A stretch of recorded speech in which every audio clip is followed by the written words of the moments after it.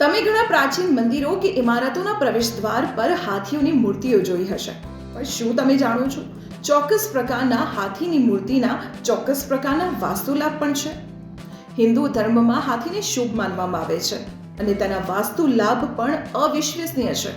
તો ચાલો તમારા ફાયદાની થોડી જાણકારી આપી દો.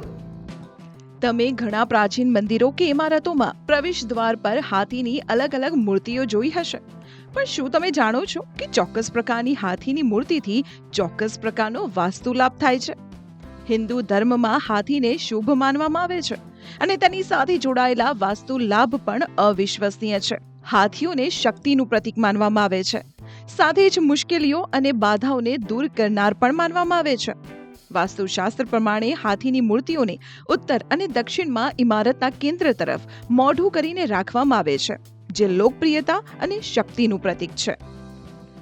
જો ચાંદીની હાથીની વાત કરીએ તો હિન્દુ ધર્મ અને વાસ્તુમાં ચાંદીના હાથીને સૌભાગ્ય, સમૃદ્ધિ અને શક્તિનું પ્રતીક માનવામાં આવે છે. તેને ઘરમાં ઉત્તર દિશામાં કેન્દ્ર તરફ મોઢું રાખીને મૂકી શકો છો.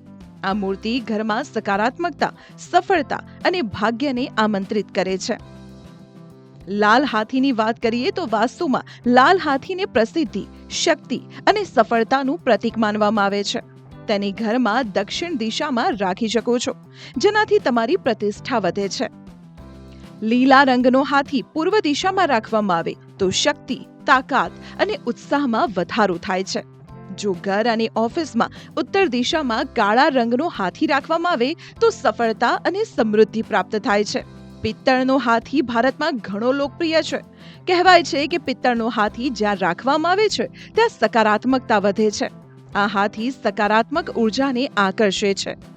હવે હાથીની સૂંઢની વાત કરીએ તો હાથીની ઉઠેલી સૂંઢ શુભ માનવામાં આવે છે. તે ખુશી વ્યક્ત કરવા અને દોસ્તોનો આભાર વ્યક્ત કરવાનું પ્રતીક મનાય છે. જો આવો હાથી પ્રવેશદ્વાર પર રખાય તો તે સકારાત્મક ઉર્જા અને સૌભાગ્ય વધારે છે. તો નીચી સૂંઢવાળો હાથી દીર્ઘાયુ, પ્રજનન ક્ષમતા અને સ્થિરતાનું પ્રતીક છે. તેને ઉત્તર અથવા પૂર્વ દિશામાં રાખવામાં આવે છે. જો હાથીઓની જોડીની વાત કરીએ તો હાથીઓની જોડી જીવનમાં પ્રેમ અને રોમાંસ વધારે છે. માટે જ તેને સંબંધોને વધુ મજબૂત કરવા માટે બેડરૂમમાં રાખવાની સલાહ આપવામાં આવે છે. તો આવી જ રીતે તમે તમારા ઘરમાં જરૂરિયાત પ્રમાણે હાથીની મૂર્તિ રાખી જીવનમાં સુખ, શાંતિ, સમૃદ્ધિ અને વૈભવને આકર્ષી શકો છો.